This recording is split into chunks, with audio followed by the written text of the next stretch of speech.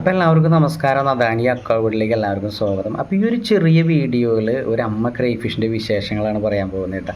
അപ്പോൾ അമ്മ എന്ന് പറയുന്ന ആ കുട്ടികളെ സംരക്ഷിക്കുന്ന കർത്തവ്യം എല്ലാ ജീവജാലങ്ങൾക്കും ഉള്ളതുപോലെ തന്നെ ക്രൈഫിഷുകളും അതിമനോഹരമായിട്ട് ചെയ്യുന്നൊരു ജീവികളാണ് കേട്ടോ. എല്ലാ ക്രൈഫിഷുകളും അല്ല എങ്കിലും ആ ഒരു നല്ല രീതിയിൽ കുട്ടികളെ നോക്കുന്ന ഒരു ക്രൈഫിഷിൻ്റെ വിശേഷങ്ങൾ കണ്ടിട്ട് വരാം.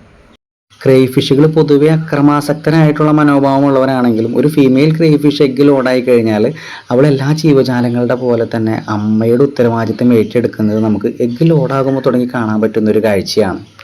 2-2.5 ആഴ്ചക്കാലത്തോളം ഭക്ഷണവും പോലും കഴിക്കാതെ അവൾ അതിനു വേണ്ടി കാത്തിരുന്ന് കുട്ടികൾ വിരിഞ്ഞിറങ്ങുമ്പോൾ തുടങ്ങിയാണ് നമ്മൾ കുട്ടികൾക്ക് കൊടുക്കുന്ന ഫുഡ് അവൾ കഴിച്ചു തുടങ്ങുന്നത് തന്നെ.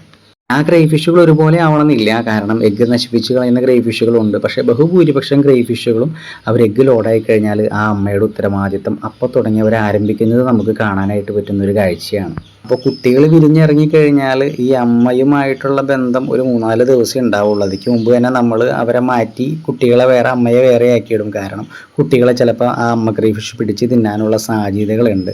നമ്മൾ മനുഷ്യരെ പോലെ അത്രയും ഒരു ദൃഢമായിട്ടുള്ള ബന്ധം അമ്മയും മക്കളും തമ്മിൽ ക്രൈഫിഷുകളുടെ കാര്യത്തിലുണ്ട് എന്ന് നമുക്ക് തോന്നിയിട്ടില്ല.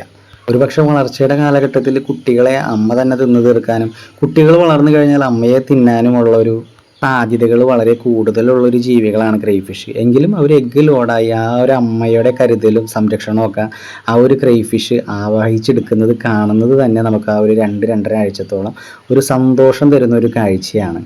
അപ്പോൾ ആ ഒരു അനുഭവം നമുക്ക് ക്രൈഫിഷുകളെ വളർത്തിയാൽ തന്നെയാണ് അത് നമുക്ക് ആസ്വദിക്കാനായിട്ട് പറ്റുള്ളൂ കേട്ടോ.